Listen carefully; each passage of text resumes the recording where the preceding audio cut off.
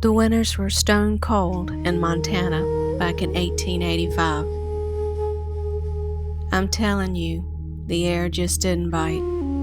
It tried to steal the very breath from your lungs.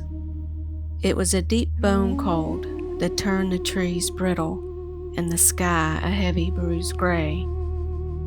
No one in their right mind scouted out in that type of weather unless it was absolutely necessary.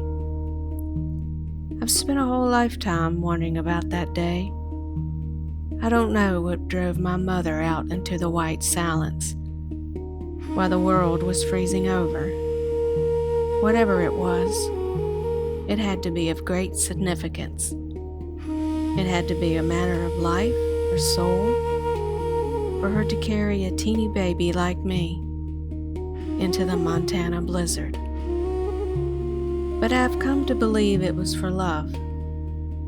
The kind of love that brought a Blackfoot American woman and an African American gentleman together, leading her path into those freezing woods. But I tell you what I do know. She made herself a wall between me and the end of the world.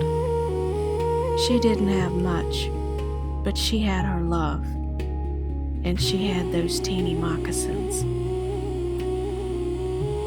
I've been told this story so many times it feels like a memory of my own.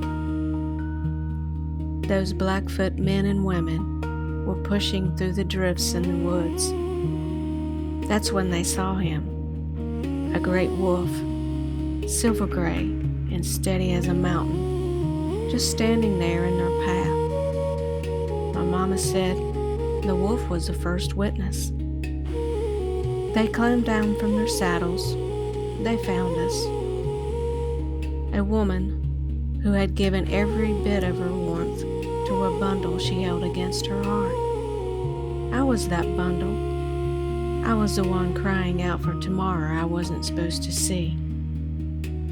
One Blackfoot woman, the one who would become the only mother I really ever knew, reached down into the frost. She told me later when she saw my teeny moccasins, those blue beads shining like in the summer sky in the middle of the graveyard of ice. She knew she wasn't picking up a baby. She was picking up a miracle. With a mother's care, she kept a record of every detail, the bitter cold, the exact place they found us, and the shiny blue beads on my feet, preserving every single detail so that my history would never be lost. Those pioneers didn't just give me a life, they gave me a home where the door was never locked. As I grew up, word traveled. The story of the miracle baby, it didn't stay inside our four walls. It drifted through the trees like smoke. Then the riders started coming. A line of horses would appear across the horizon, rhythmic and steady, moving down from the mountains. They were men and women of Cherokee Nation, tall in their saddles, draped in blankets that held the color of the earth. Their hair caught the Montana wind and the rays of the warm sun. They came to pay their respects to a woman who raised me, my black pioneer mama. They saw a child in the forest living and breathing because of her sacrifice. As they looked at my mama, thanking her for keeping a flicker of life alive when the winter tried to blow it out. They knew those traditional Blackfoot stitches were a map of where I came from, a testament to who I was. As I grew older, the riders faithfully kept coming. By then, I had grandchildren of my own. I grew up to marry an African American gentleman, echoing the roots that first brought me into this world, stitching our histories tightly together, the kind of love that keeps us alive, a boundless love that knows no borders and cannot be broken. It is the kind of love that always winds back to one another, reminding us that we are all connected as one.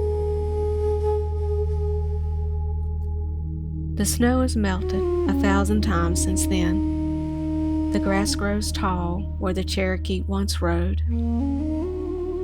And they say the cry of those teeny moccasins still echoes through the trees. It isn't a cry of sadness, though. It is a cry of a mother's iron will. It's a sound of a woman who simply wouldn't let go of her child, even when her heart stopped beating. The wind might try to blow us off our past sometimes, but as long as we keep telling this story, that mother in the snow, she will never truly have to say goodbye. Her warmth lives in our own blood, a timeless reminder of a mother who simply wouldn't let go.